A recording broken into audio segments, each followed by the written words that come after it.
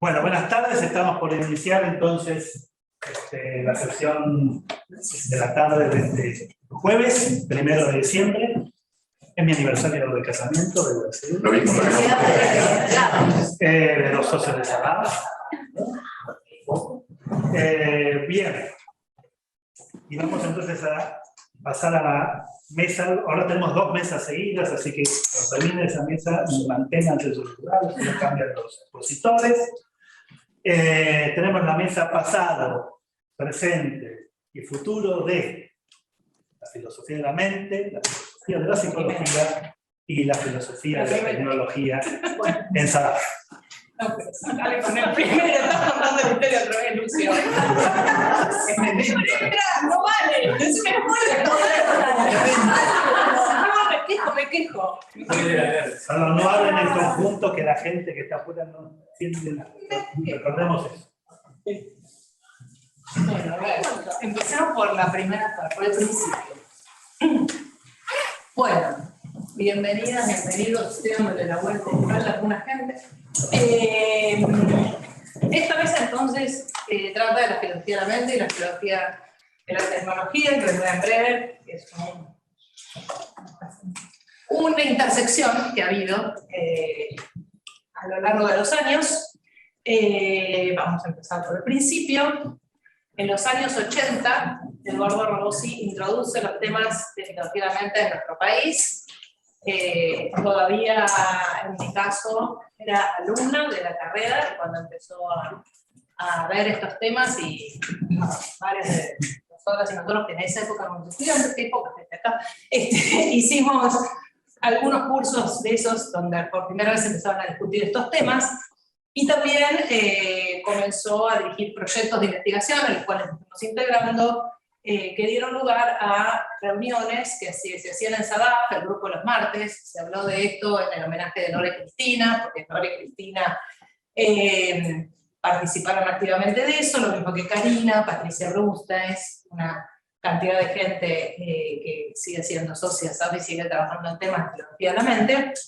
Y otra cosa importante de esas épocas es que a partir de esos grupos de investigación se establecieron como 2 líneas de colaboración, una con el grupo de psicología cognitiva de la UBA, que en ese momento estaba dirigido por Aníbal Duarte, y el otro con Carolina Escoto en la Universidad Nacional de Córdoba, con la cual está ahí mirando desde el otro lado, ahí saluda, con la cual también establecimos un vínculo muy fuerte.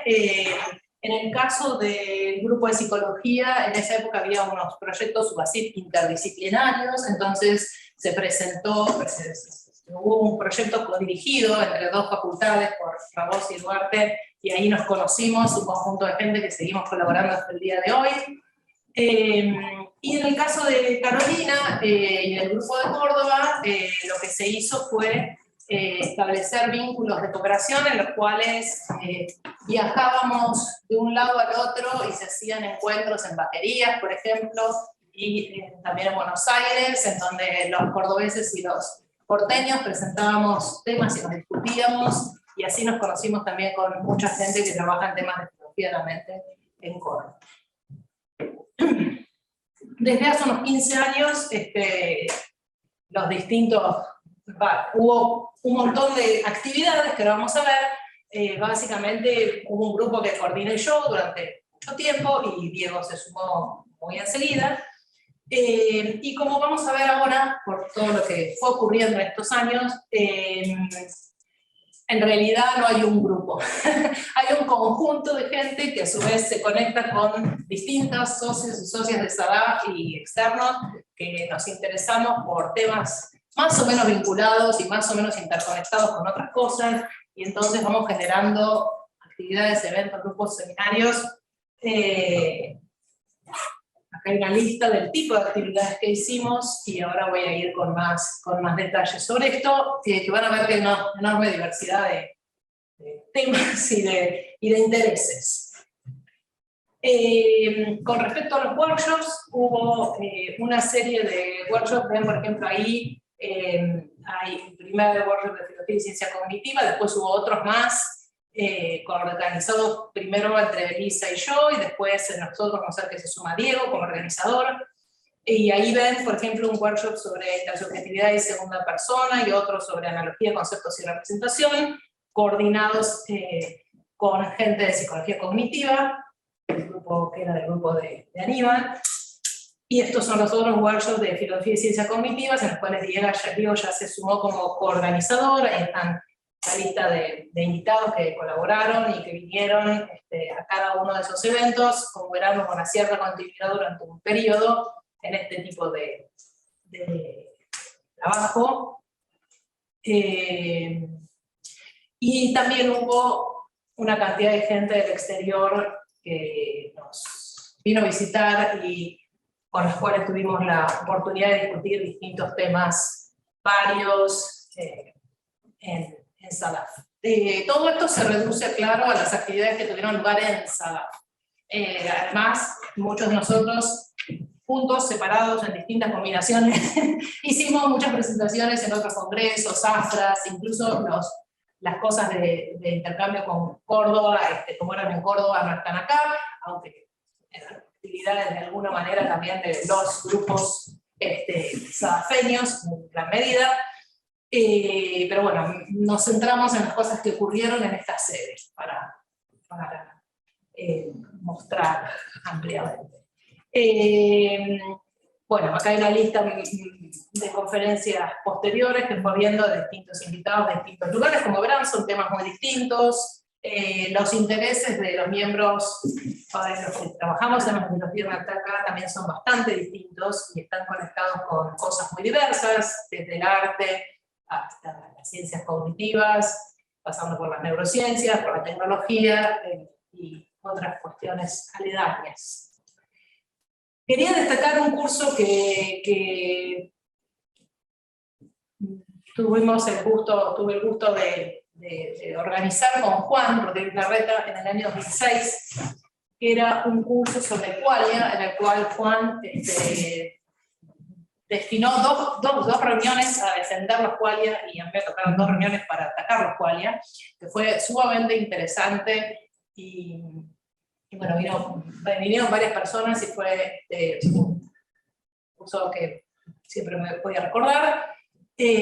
También tuvimos cursos, por ejemplo ese que hicimos con Diego, en el marco del convenio que firmamos con Córdoba. Se firmó el convenio cuando Alberto era presidente, después hubo otros convenios con otras universidades nacionales que siguen permitiendo, son el marco formal, para que actividades que se hacen en SADAF sean reconocidas como cursos formales de doctorado en distintas instituciones, lo cual es bueno porque permite una formalización de algunas de las actividades y que la gente que realiza esos cursos pueda después, digamos, tomarlo como parte de sus créditos para sus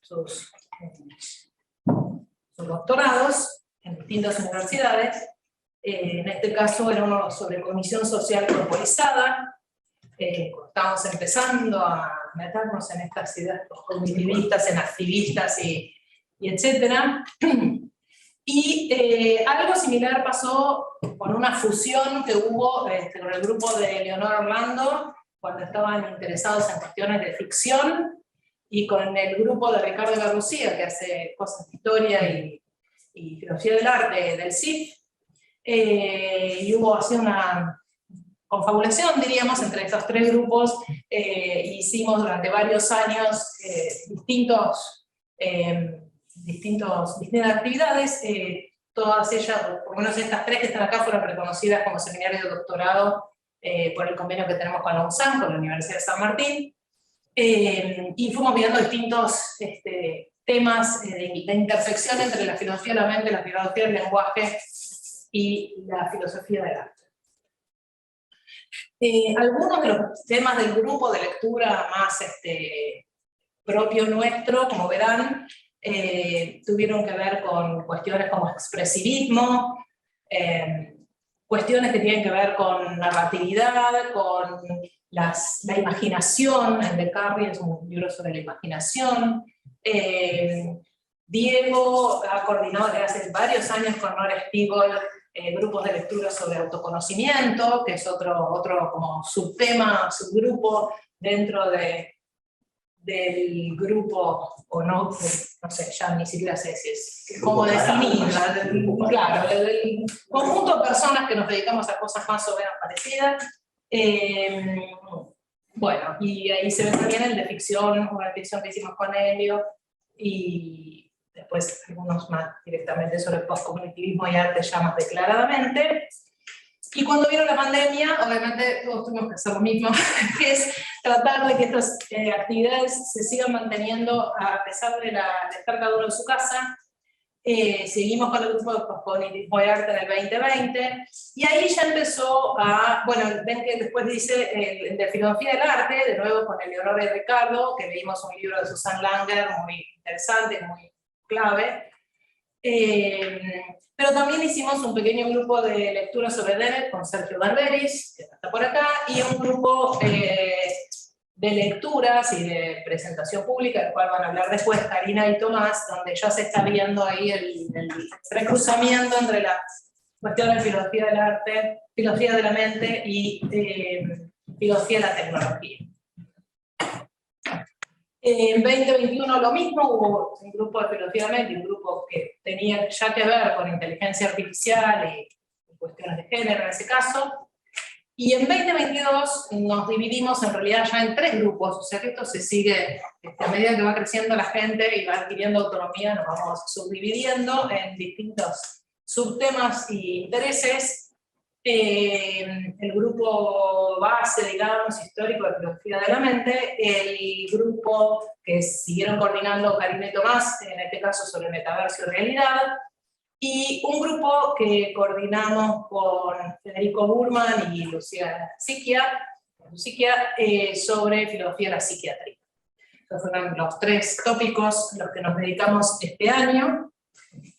Y bueno, como decía recién, algo que nos pasó, como dijo Alberto el otro día, es que todos fuimos creciendo, y en particular muchas de las personas que cuando empezó esto hace 15 o 20 años eran estudiantes de grado, terminaron siendo doctores, como bueno, Karina en 2010, Tomás en 2012, Lucas en 2014, en 2016, Lu en 2017, Andrea también en 2017, así que ya somos un conjunto de gente que cada uno tiene su trayectoria, sus temas, su autonomía y sus intereses. Otra cosa interesante que nos fue pasando es que de a poco habiendo gente que estaba interesada en venir a trabajar con nosotros y a participar de nuestro grupo por algún periodo de tiempo. Entonces tuvimos la suerte de tener estancias desde 15 días hasta un cuatrimestre de gente, sobre todo mucha gente que estaba haciendo el doctorado en otros lugares de Latinoamérica o recién doctorados y que quería venir a discutir sus ideas con nosotros. Así que tuvimos gente como verán, de Brasil, de Chile, bueno, Juan, que es colombiano, pero estaba haciendo su doctorado en Berlín, de España, bueno, en fin, de varios lugares.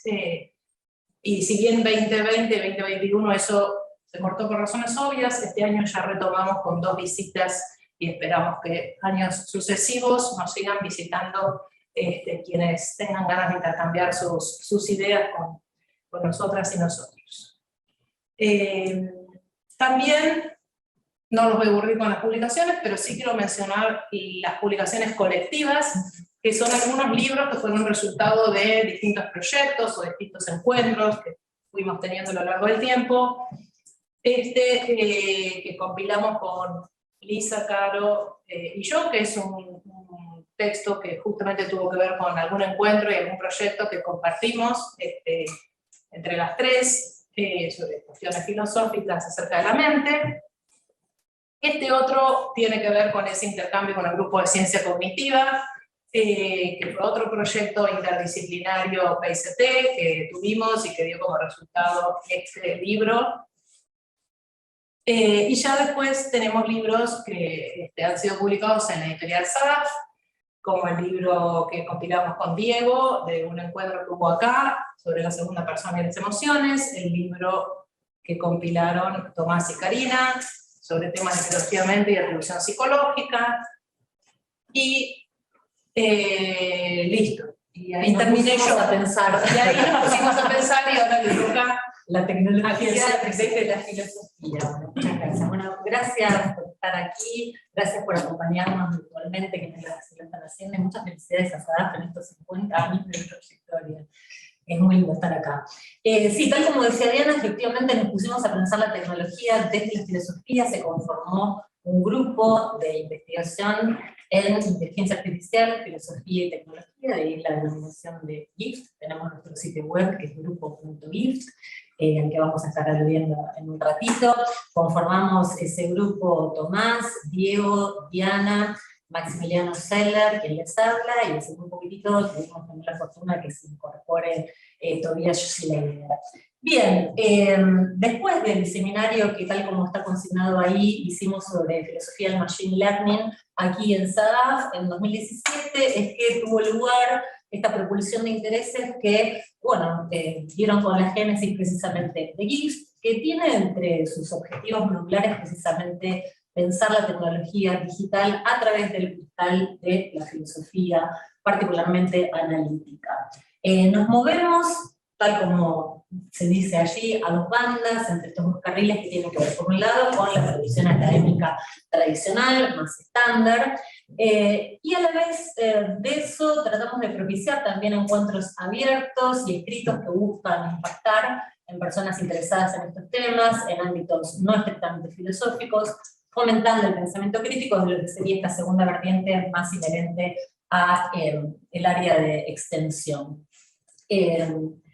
Dentro de las actividades que propusimos, articulamos estos 4 seminarios abiertos que fundamentalmente los tuvimos que seguir por las razones que indicaba Diana virtualmente. El primero dio inicio aquí, prepandemia, y luego lo sostuvimos virtualmente a través de Zoom y proyectándose también a través de el canal de Sadaf vía YouTube. El primero de ellos tuvo que ver con parte de la interpelación que nos genera la idea de una inteligencia artificial tal como se estandarizó la expresión centrada en lo humano, y entonces nos propusimos tratar de desagregar qué era lo humano que allí había en juego, y eso nos llevó a zambullirnos en debates inherentes a humanismo, transhumanismo y posthumanismo, que, bueno, veremos que impactó también en algunos de los escritos académicos que produjimos.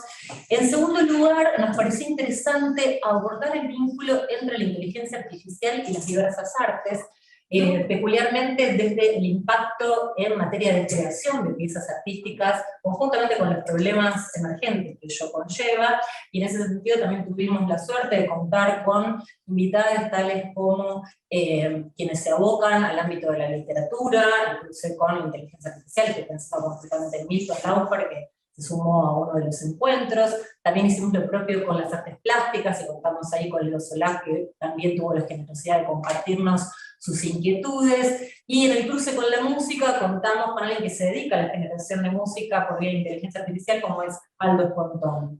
El tercero de los ciclos estuvo motivado por la intersección entre esos 3 tópicos que están allí, filosofía, tecnología y géneros, con la inquietud de tratar de armar una suerte de geografía lógica de las posiciones, mapear un poco las discusiones, y eso a su vez también, van a ver, tuvo un impacto, resultó muy fecundo en el sentido que nos permitió generar conjuntamente un ensayo del que les hablaremos en breve, y el cuarto de estos encuentros, bueno, es el que vertebró precisamente el seminario a lo largo de este año, donde también nos vimos motivados por la idea de desandar un concepto tan disruptivo como lábil, difícil de decir, en torno del cual, bueno, se están generando muchísimas discusiones, ¿no? Y el tema fue meternos un poco en el fango, porque como sabemos, digo esto en el sentido de que la filosofía, me parece, requiere de cierta toma de distancia crítica, de cierta demora, de cierta mirada retrospectiva, y aquí estamos asistiendo a un concepto que es un fenómeno que todavía está en ciernes, en una instancia sumamente exploratoria.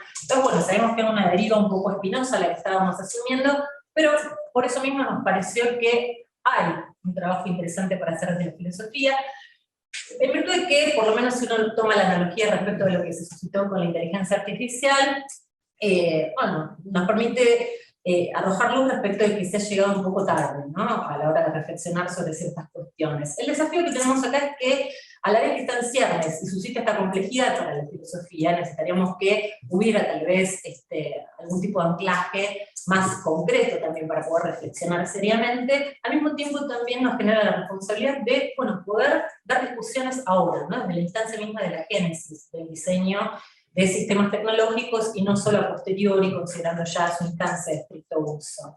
Entonces, bueno, tratamos de trabajar ahí sobre la base de 4 grandes dimensiones inherentes a esta noción de metaverso, cuyos antecedentes también tratamos de ver desde las diferentes narrativas que, como sabemos, nos permean socialmente, pero fundamentalmente nos concentramos en una de las tecnologías que componen esta constelación que aparece bajo la noción paraguas de metaverso, como es fundamentalmente la que invoca la realidad virtual. Y ahí nos pareció que había una materia de aproximación filosófica sumamente interesante, y el abordaje que hicimos entonces fue en una clave, por un lado metafísica, tratando de ver en qué sentido hay una suerte de oxímoron o no, en este de que hay una realidad virtual que es una realidad genuina y que nos interpela además en un sentido, en un segundo sentido epistemológico, por el tipo de conocimiento y experiencias que pueden tener lugar al interior de estos metaversos, y esto de la mano de otras 2 grandes dimensiones que nos parecen muy cruciales y que recogen una cantidad de temas candentes, ¿no?, que son las dimensiones ética y política, que conlleva bueno, una tecnología tan disruptiva como es el metaverso, que entre otras cuestiones parece requerir precisamente de, en el caso de la realidad virtual concretamente, al ser inmersiva, interactiva y generada por computadora, de tener un medio físico sobre el cual correr, y eso pone en jaque también el tipo de modelo extractivista en el que se viene basando, ¿no?, la tecnología, y nos parece que, bueno, suscita un montón de aristas y de materia para la reflexión filosófica. Yendo más estrictamente al tipo de producción que hicimos desde GIF, ahí ustedes pueden ver que aparece la portada de la caja de herramientas humanísticas, que fue en rigor la primera producción que abordamos conjuntamente en el seno de lo que sería llamarle el proyecto de guía AI, propulsado por el CETIS, que es el Centro de Estudios de Tecnología y Sociedad de la Universidad de San Andrés, en el marco de FERLAC y en colaboración con el Banco Interamericano de Desarrollo. Ahí lo que nos propusimos fue básicamente abordar un texto que tiene la siguiente bifurcación. Por un lado, trazamos algunas elucidaciones conceptuales en materia de inteligencia artificial en especial y el diseño de sistemas tecnológicos en general. Esa es la primera parte de la caja de herramientas. Y luego lo que hicimos fue tratar de aterrizar y aplicar estas herramientas conceptuales de la primera parte a partir de anclarlas en una serie de casos hipotéticos que fuimos generando para tratar de arrojar algo de luz, al menos a propósito de también tópicos muy candentes, como por ejemplo el problema de los sesgos, el tópico de la privacidad, el tema inherente a la seguridad, la transparencia, bienestar y derechos humanos, que fuimos recorriendo a través de estos casos a lo largo de un escrito que buscamos que rompiera un poco la endogamia a veces inherente a la academia para abrirnos a la posibilidad de interlocución, en un sentido que además nos parece muy relevante, ¿no?, polifónico, porque efectivamente hay que llamar a esta discusión a muchos y muy diferentes actores. Entonces, bueno, tuvimos este primer lindo fruto en materia de ensayo, y este segundo fue presentado precisamente en el marco, alrededor de la alusión Tom, de un workshop que precisamente organizamos del Instituto de Investigaciones Filosóficas de SADAP en conjunción con el GIF, que es pensar la tecnología digital con perspectiva de género, impactando muchas de las reflexiones que, como les comentábamos, tuvieron lugar en el seno de ese tercer seminario que vinimos codirigiendo con Tom, ¿no? Y producto entonces de esa reflexión, todo el grupo elaboró este ensayo que también tiene una estructura bipartita, en la primera de las cuales nos abocamos también a la elucidación de, estas intersecciones entre tecnología, filosofía y géneros, para tratar de alumbrar cierto mapeo conceptual en torno a esas discusiones y abocarnos luego entonces, en la segunda parte, a la consideración de qué es lo que pasa, por ejemplo, con sistemas de recomendación, qué es lo que pasa con sistemas de procesamiento del lenguaje natural, y extraer una serie de consecuencias a partir de, de estas intervenciones más estrictamente conceptuales que hicimos en la primera parte. Y luego, y este es un material que todavía está en prensa, producto de un trabajo que asumimos con Tomás, conjuntamente con Tobias Schleider y Javier Parisot, presentamos en el marco de una consultoría que contó con financiamiento del CAF, Banco de Desarrollo de América Latina, este escrito en torno a seguridad, tecnología y género, que se propuso hacer efectivamente eso, como cuestión medular, una indagación sobre soluciones tecnológicas existentes para la prevención de violencias basadas en género, con la impronta además de hacer un recorrido en particular regional. Nos sentimos profundamente interpelados por la posibilidad y la necesidad, diría, para redoblar la apuesta de pensar estas cuestiones desde el así denominado sur global, ¿no? Entonces, en la primera parte también lo que hacemos ahí es una suerte de elucidación conceptual de estas intersecciones. Para la segunda, abocarnos a la identificación y análisis filosófico, fundamentalmente desde filosofía de la tecnología, el cruce con filosofía del derecho, que es también el área de expertise de Tobias Schleider, para tratar de identificar qué herramientas tecnológicas son aquellas de las que disponemos aquí en la región a efectos de, fundamentalmente, la prevención de violencias basadas en género. Así que, bueno, estimamos que en breve ya saldrá de prensa este escrito y nos va a dar mucha alegría poder compartirlo. Y a continuación, entonces, en esta línea, sobre todo vinculada con este aspecto inherente a la extensión, es que le paso la posta a Tom para que les cuente, bueno, el tipo de aproximaciones que tuvimos a distintos medios de prensa y en distintos formatos, así que cuando guste. Sí, nada, también muy contento de participar en los 50 años de SADA. Parte de del espíritu que tenemos en el grupo es tratar de salir de lo meramente académico y poder también hablar en el discurso público. Para nosotros era muy importante. Cuando empezamos en 2017, una de las cosas que hicimos, fuimos al IVA, fuimos a la UTN, preguntamos qué materias filosóficas veían las personas que estudiaban para programación, ingeniería, y fuimos también a las empresas a preguntar, bueno, hablan de ética, hablan de estas cuestiones, y no había nada. Sigue siendo el día de hoy que no hay nada. Estamos bastante seguros que pronto va a empezar cada vez más a aparecer esto. Hace poquito un vicepresidente del Mercado Libre dijo que estaban pensando en contratar filósofos para el Mercado Libre. Hay que ver qué piensan que es un filósofo y qué podría ser el Mercado Libre, pero me parece que lo vemos como... Hay que ver cómo son los sueldos y qué sé yo. Bueno, no, más allá de eso, que en realidad salió la semana pasada en esa entrevista, me parece importante pensar, y encima nos pareció, de hablar a otras personas que quizás uno de los mantras que tenemos siempre nosotros, siempre decimos es que la tecnología sola no puede resolver los problemas que la misma tecnología produce. Que cuando nos encontramos con problemas tecnológicos, lo primero que a veces se busca es, bueno, a ver qué dice un ingeniero, qué dice un programador, cómo lo puede resolver una empresa. Y me parece, como decía Cari recién, que es en realidad un diálogo polifónico, lo que es interesante, de distintos ámbitos. Por eso quizás nos abrimos un poco más a hablar con los medios o a producir para ellos. Nos invitamos a distintos podcasts que aparecen ahí, hemos escrito en distintos diarios, incluso yo participé y con varias de las ideas del grupo una investigación bastante grande que se hizo en pandemia sobre tecnología y personas que viven con alguna discapacidad para chequeado, los asistentes de voz que no reconocían las voces, todavía no lo hacen, las voces de las personas que viven con síndrome de Down. De alguna manera, nada, eso es un popurrí de que nosotros cuatro hemos salido en algún lado hablando, pero tiene que ver con este espíritu que creo que también tienen que se muestran en esas primeras dos producciones que les contó, o tres, la tercera inédita todavía, que tiene que ver con justamente cómo podemos imaginarnos por fuera de lo meramente académico.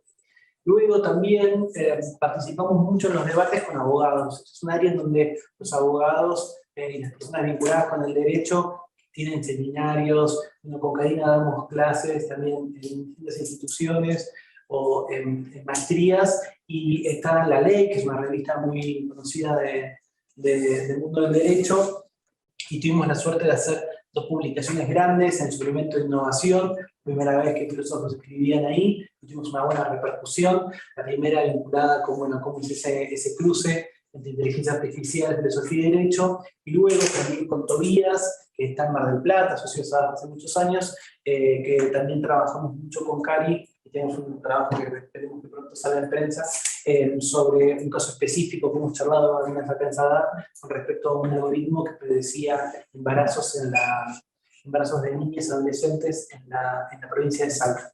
Así que pasó también, fue extensión, poder hablar mucho más con gente vinculada con el derecho, que también tal vez el marco de la filosofía analítica les parecía ajeno y cuando lo conocieron, como está en parte de la historia de esa edad, les trajo muchísimo.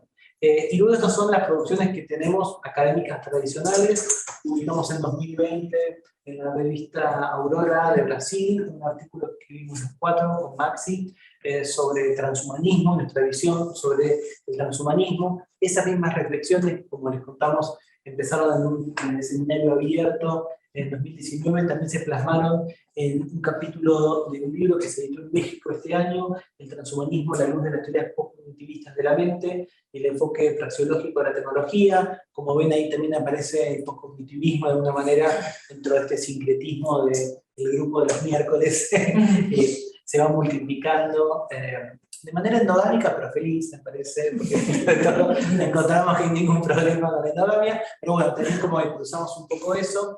Luego, en la revista Artefactos, publicamos también con Karina y Tobías un artículo sobre un tema que nos interesó mucho y del cual también hablamos en distintos medios, que es la tecnología de reconocimiento facial, que se aplica, bueno, ahora está detenida por un amparo, pero se aplica en los subtes de la ciudad de Buenos Aires.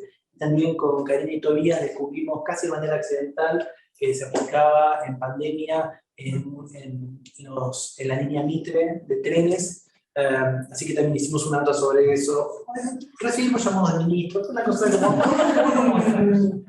Por supuesto lo que nos decían las ministras era que ustedes entendieron mal, no es que estaban equivocados, lo entendieron mal, lo habíamos entendido bien, pero bueno, son ese tipo de debates que por lo menos para nosotros es diferente e interesante. Y luego, como les contamos, sobre el caso del embarazo adolescente en Salta, tenemos una publicación en la revista CTS, y también ahora lo vamos a contar porque está en prensa, en una publicación que en el ámbito del activismo muy importante, que se llama State of Power, una publicación que todos los años saca 5 o 6 artículos sobre cuestiones vinculadas con grandes corporaciones y vulneración de derechos. Enviamos una versión y la aprobaron, así que estamos contentos con la repercusión que va a tener realmente eso.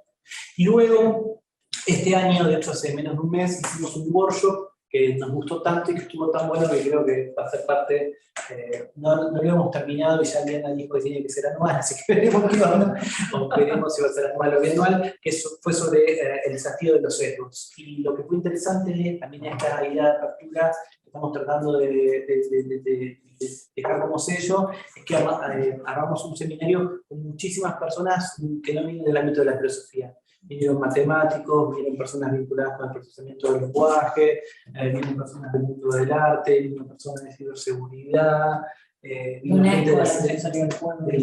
gente del pueblo, del mundo de la salud, de lugares muy diferentes, y eso estuvo buenísimo. Hubo filósofos y filósofas, pero sobre todo las ponencias no vinieron de ese campo, así que creo que les digo algo distinto. Y bueno, y para el futuro lo tengo a Diego Loder, que sabe que es un método hispanismo. Es un algoritmo. Bueno, buenas tardes a todas y a todos. Me pone muy contento de estar aquí, en el cumpleaños de Sadaf. Entonces les voy a contar muy brevemente, en menos de un minuto. Es un slide. ¿Qué es lo que estamos haciendo y qué es lo que queremos fortalecer?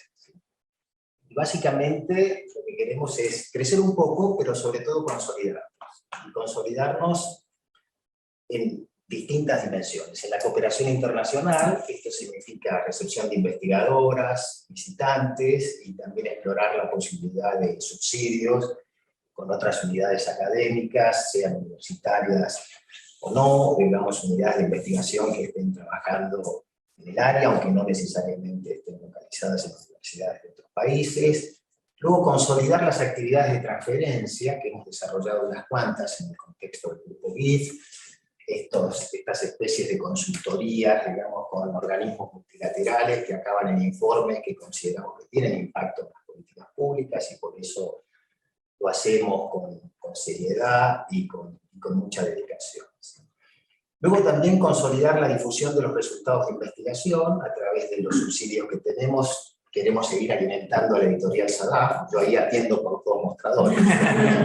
Estoy con los subsidios, pero también estoy con ellos en la recepción de los productos de esos subsidios. Y luego hacer crecer también el grupo de investigación a partir de incorporar investigadoras e investigadores jóvenes que puedan hacer tesis doctorales en el contexto de los grupos de trabajo que funcionan al interior de este gran paraguas, o investigadoras o investigadores postdoctorales, ¿sí?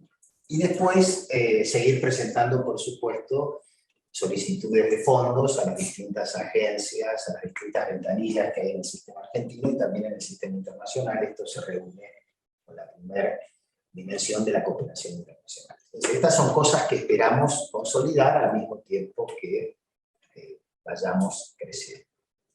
Muchas gracias.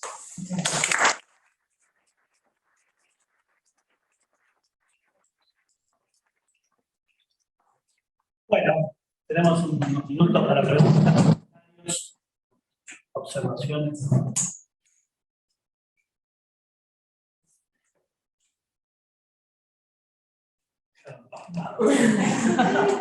Bueno, con Federico, esto es informal, decidimos a ver que se ocupen del bar. Es hora de que alguien reviéntenlo. Diego, por favor. Por favor, o sea, pongan orden en sobre el caso. No lo meten todo porque no se oye nada. Se mutea el Vamos a escribirle un mail al Chiquitapia para empezar. Lo mínimo, lo mínimo. Debería ser el único tema que se preocupe. El grupo y el público. Fue mucha guita. Ustedes saben que el VAR para el campeonato local funciona en el predio de 6, aunque el partido se juegue en Tucumán, funciona acá. No sé por qué, no estamos tan distantes. Podemos ya organizar todo. No sé si, ya que estamos, que nadie me está haciendo la pregunta, lo del sistema de reconocimiento facial en el MINTET. ¿Esa es información que se guarda y que después se puede usar, por ejemplo, para una investigación judicial? ¿O es una potencialidad, digamos, del software? No, mira, pasó esto, estábamos investigando por este artículo y hay una marca de cámaras chinas, se llama Hikvision. Fuimos a la página, pues, hacemos de vuelta. Y en las noticias de la web, estaban en chino, decía Argentina, espía occidental, lo vimos por Google y vimos que habían armado en plena pandemia el gobierno nacional un acuerdo para la importación de estas cámaras. Averiguamos un poco más, encontramos con el decreto, lo que se hizo fue, esas cámaras permitían reconocer, más allá de que uses unos barbijos, y tomaban la temperatura. Eso es visual. Y luego lo que hacían era, podían seguir a la persona por las distintas estaciones y dónde se bajaba. Obviamente tener, además de que la fiabilidad de la temperatura es cuestionable por la cámara, lo otro es que vos podés tener hoy, el segundo ya se sabía, que podés tener coronavirus sin fiebre, o podés tener fiebre sin tener coronavirus. Y todo eso fue bajo esa especie de medidas extraordinarias que estaban. ¿Qué se hacía con la información? No estaba claro. Y de hecho, cuando nosotros lo publicamos con Tobías en La Nación, un artículo, no digo que fue un gran quilombo, pero sí después nos empezaron a explicar que era para la función de la salud pública, para ver dónde se guarda eso, es algo que no se sabe. RENAPER tiene un montón de esa información, y en muchos casos son informaciones que no pueden ser accesibles y cumplidas de información porque son parte de la AFI. Hoy en el subte porteño, que es algo de la Ciudad de Buenos Aires, no nacional, está anulado, suspendido el uso de cámaras de reconocimiento facial, porque se descubrió que se usaba no para buscar la función original, que era buscar personas prófugas, porque la justicia los requería, sino que se usó específicamente para seguir a un montón de personas. Desde Cristina Fernández de Kirchner a Anelita Carrió, como que la AFI usó eso, que son gente que no usa subte, pero bueno, pensar que estaban ahí, pero digamos, se usó, y eso es parte también de lo que realmente se denuncia, que este sistema de cámara de reconocimiento facial se usa para otras funciones. Una de las cosas que con Cari y con Tobias siempre remarcamos cuando hablamos de estos temas, y eso fue un poco también como con Tobias lo que nos llevó a distintas organizaciones a que nos convocaran, fue que todo esto se basa en lo que aprendimos con Tobias, y es que hay un supuesto como una sociedad más vigilada es una sociedad más segura. Y es un supuesto que no está demostrado. Entonces, digamos, en general es una especie de espasmo que hay, poner más cámaras para que haya más seguridad, y hasta ahora no hay ninguna sociedad muy vigilada que haya sido más segura que antes. Pero bueno, tiene que ver con eso. Eleonora. Una perplejidad chiquita, una pregunta. En algún momento apareció algo así como una caja de herramientas humanísticas, puede ser algo así. Sí. Y no entendí si eso era una app o era un texto. Me parecía tu perplejidad. Estaría buenísimo si fuera una. No. porque Es un aparecía, texto. y me digo, ¿qué desarrollar? Porque como libro físico, Claro. Quiero bajarme eso. Bueno, perdón, te interrumpo. Está muy buena tu pregunta porque omití decir cuando hice mención de los dos ensayos que produjimos que están para libre descarga gratuita desde nuestro sitio web, desde el grupo.if, tanto la caja, es un texto. Que, claro, nunca, digamos, se imprimió. Claro. Es un texto que figura la manera de una suerte de ebook. Para no mentir y armar como una imagen de algo, no sabemos jugar con PDF, entonces lo ponemos en la tablet, en un teléfono. Nadie piensa que es un papel. Bueno, y eso fue donde están, que eso es importante también, ¿no? Fue un servicio de transferencia de alta. Que se hizo como un stand en el contexto del instituto.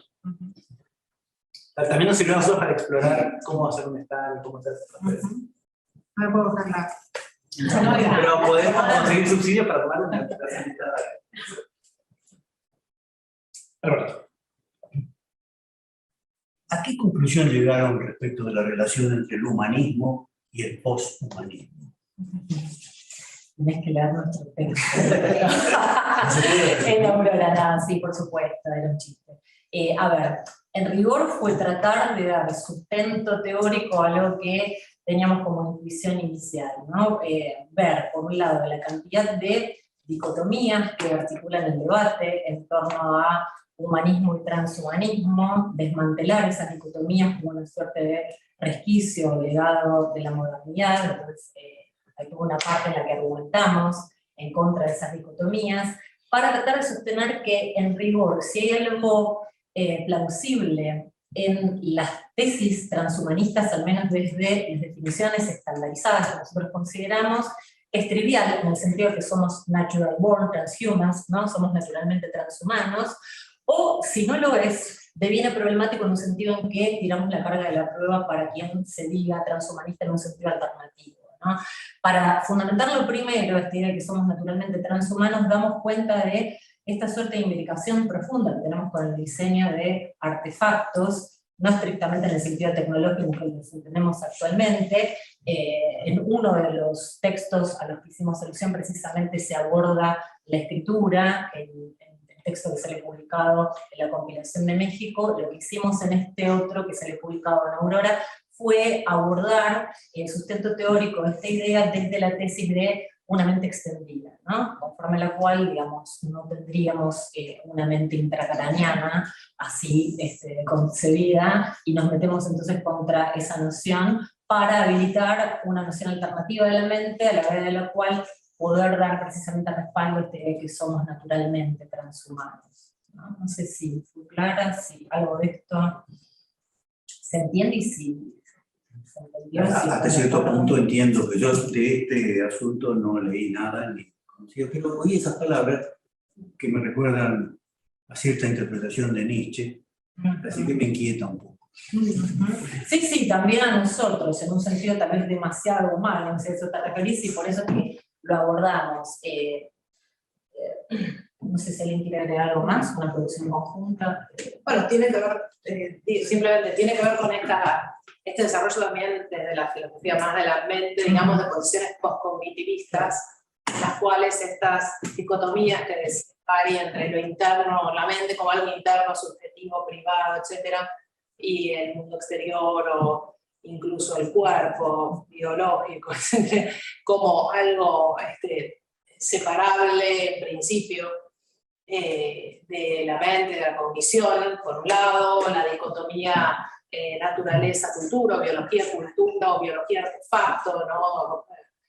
Objeto diseñado versus lo que tenemos naturalmente por como Dios nos hizo, por lo que nuestra naturaleza nos da, etc. Son todas dicotomías que llevan a pensar que así que ciertas tecnologías podrían generar algún tipo de salto cualitativo en la naturaleza humana, y nuestra posición postcognitivista nos llevaba a mostrar que desde los orígenes del Homo sapiens diseñamos nuestro propio nicho tecnológico, cultural, material, en el cual llegamos a ser los humanos que somos y tener los procesos cognitivos que podemos tener gracias a que estamos en constante interacción con objetos materiales a partir de, obviamente, cierta dotación biológica, pero tratando de desandar esa idea de que podemos explicar en términos puramente biológicos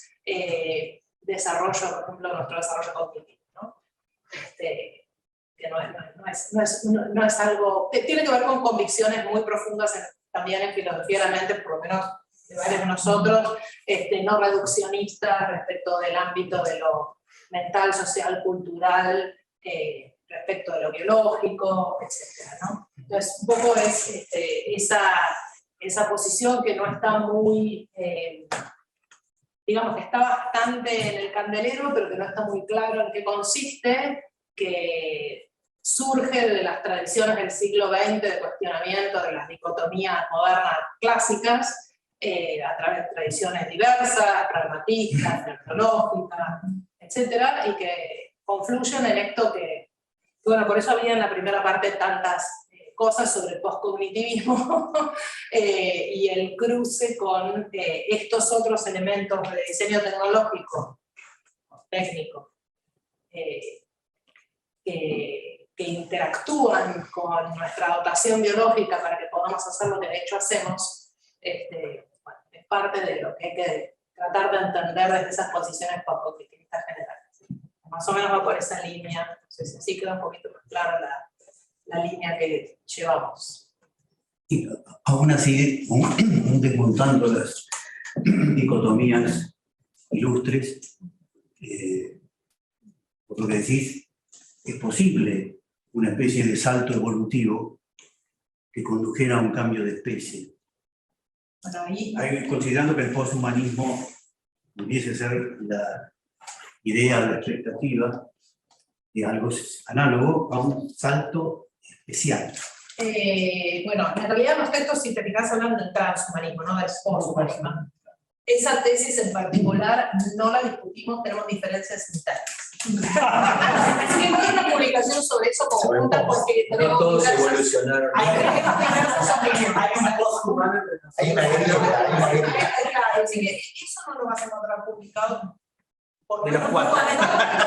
todos juntos como autores. Esa es la cuestión que tiene discutir filosofía y tratar de publicar con otros. Bueno. Igual no hay ningún Walkman que te puedas poner que te cambie de especie. No, bueno, los escépticos que les creemos de la idea posthumanista, pensamos que el cambio de especies no se da por un desarrollo tecnológico de ninguna manera, que no funciona así la selección natural, pero bueno. No funciona la manipulación de la selección natural. Claro. O sea que la selección natural puede provocar C. Bueno, acá hay gente Si no, que yo no voy a... Tampoco podríamos escribir un artículo de los Simpsons. Podríamos invitar a Santiago. Igual, lo que está claro es que ustedes pueden tener razón, pero la gente de Silicon Valley tiene más influencia. Eso también, sí, sin duda. Pero no tienen razón. Tiene su universidad de la circularidad, por cierto, ¿no? Con muchos fondos. No, pero bueno, gracias. Que por otra parte, a pesar de la intuición nietzscheana que no hay, si uno lee los textos esos, en donde se habla de la singularidad, son profundamente cartesianos y modernos, o sea, presuponen todas esas dicotomías de una manera atroz, o sea, no salieron de ahí, es mentira que estén en el siglo XXI. Pero bueno, es mi opinión humilde.